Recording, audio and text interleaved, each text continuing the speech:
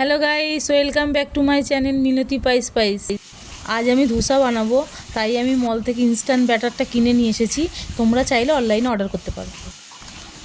আমি চাটনির জন্য এখানে নিয়ে নিয়েছি কারি পাতা, নারকেল কোচা, কাঁচা লঙ্কা, ছোলার ডাল। তারপরে দেখো আলু সেদ্ধ নিয়ে নিয়েছি, আর ধোসার ব্যাটারটা আমি বাটিতে ঢেলে নিয়েছি। গ্যাসে কড়াই গরম করতে দিয়ে দিয়েছি আমি। কড়াই গরম হচ্ছে, তারপরে দেখো তেল দিয়ে দিয়েছি। তেলটা তো গরম হচ্ছে, তারপরে ছোলার ডাল দিয়ে দিলাম। ছোলার ডালটা দিয়ে একটু ভালো করে নেড়ে নেব, একটু ভাজা ভাজা হবে।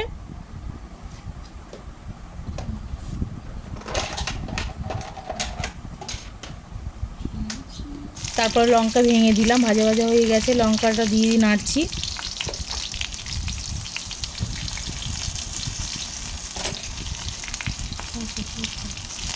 কারি পাতা দিয়ে দিলাম, সর্ষে দিয়ে দিলাম।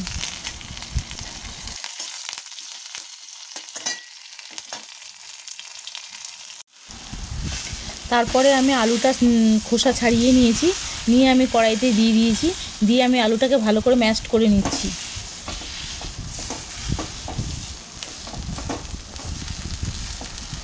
ভালো করে মেখে আমি একটা আলুর পুর বানিয়ে নিয়েছি।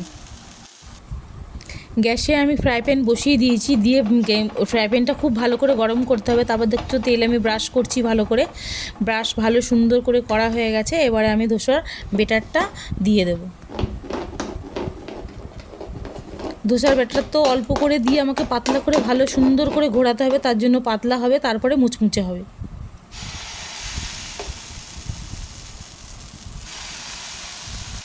এখানে আমি 2 চামচ ব্যাটার দিয়ে দিয়েছি।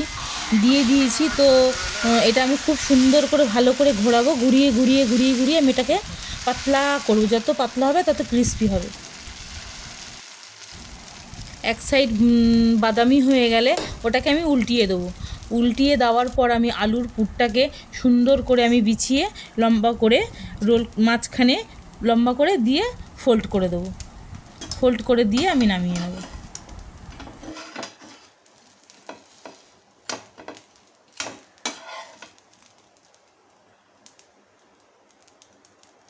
দেখো আমার তো এই ধোসা হয়েই গেছে। তারপরে আমি এক সাইডে একটু ইডলিও বসিয়েছিলাম, সেটাও কমপ্লিট হয়ে গেছে। তো আমি ইডলি ভিডিওটা আমি পরে দিয়ে দেবো। চাটনিটা আমি এবারে তৈরি করে নেবো। চাটনির যা যা লাগবে সেগুলো তো আমি আগেই দেখিয়ে দিয়েছি। চাটনির জন্য আমি কাঁচা লঙ্কা নিয়ে নিয়েছি। কাঁচা লঙ্কার পরে আমি নারকেলটা দিয়ে দেবো।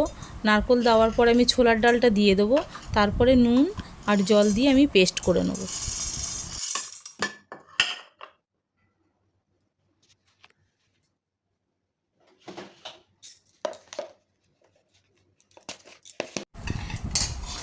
এখানে আমার চাটনি পেস্ট করা হয়ে গেছে। আমি আলাদা করে একটা ছক তৈরি করে রেখেছিলাম।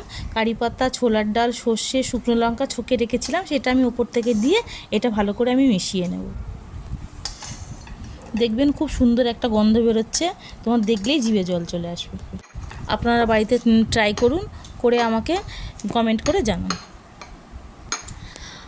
আমার ভিডিওটি ভালো লাগলে অবশ্যই আমার চ্যানেলটি সাবস্ক্রাইব করে দেবেন। ধন্যবাদ।